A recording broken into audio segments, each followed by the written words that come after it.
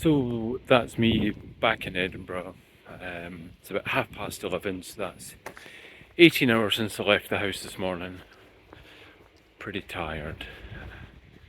Um, in the face of it, good day at work. It's meeting with clients and sort of working out how to help them improve their business is the best part of the job by far. Spending time with clients, but on the health and fitness front, I have to say probably not a great day. Probably, yeah, I'm kind of disappointed at my own lack of willpower. I'm kind of let myself down towards the end of the day. So anyway, there we are.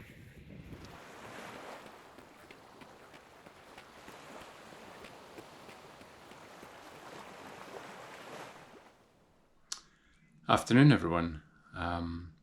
So today's diary entry is a bit about tiredness and temptation. I guess the reflex when creating this sort of content is to try and always put a positive spin on things, and everyone loves a happy ending, right? However, that's not always real life, and it's certainly not the real me. And it's important to me that these diary entries are authentic, that they do sort of reflect my real world experiences. Whether I ever grow an audience or not, the least I can do is kind of be true to my real lived experiences in this. So yes, my number one health weakness is my diet. I've been working hard over the past couple of months to try and build some new habits, but they're obviously not quite stuck yet. Yesterday was a long day with an early start. I was down in the office, 7 a.m. flight and 10 p.m. flight home. Long day and late flight, and I was doing okay. I was doing okay through the day, but then I got to the airport and security was slow in frustration, and I had some time to kill, and I was a bit bored. And I was also not looking forward to feeling tired today when working. So basically, I talked myself into being allowed a bar of chocolate, even though I was kind of at my calorie goal for the day. And then I just went for it. I got a second bar and some crisps, in for a penny, in for a pound, right? So that's probably 800 excess calories, junk calories. It's so easy to overeat when you're tired. So if you've got my complete sympathy if this is something which affects you. I think it's a real great example of how important good sleep is. When you've a good night's sleep, it's not like you're going to be able to achieve everything, but if you have a bad night's sleep, you're going to guarantee that you can't.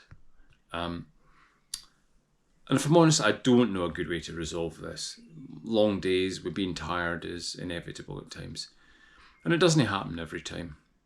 But for me, the only thing that really works is a zero tolerance policy towards junk food and sugar in particular, that if I have any, then I just want to have more. But I just need to be like, no, that's not what I do. But that's not exactly a healthy relationship with food.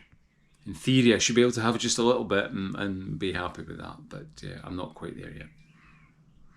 And, talking about healthy relationships with food, I'm not sure whether calorie counting in MyFitnessPal is a healthy relationship with food either.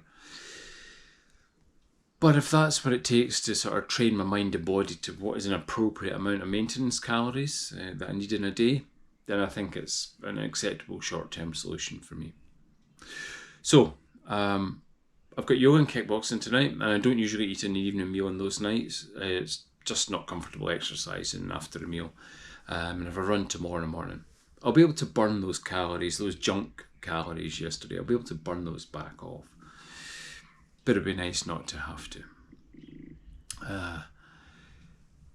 So sorry, it's not the most upbeat videos, but I'm sure it's something a lot of people struggle with. So, at the very least, I can stand in solidarity with you. But, I said that, this was it's nice to try and put a positive spin on things, and you can't always do that. But here's one final thought. A healthy lifestyle is a habit which you can neither make or break in a single day. It's it's accumulation of many days in a row. A habit is not made or broken in a day. So I shouldn't beat myself up too much.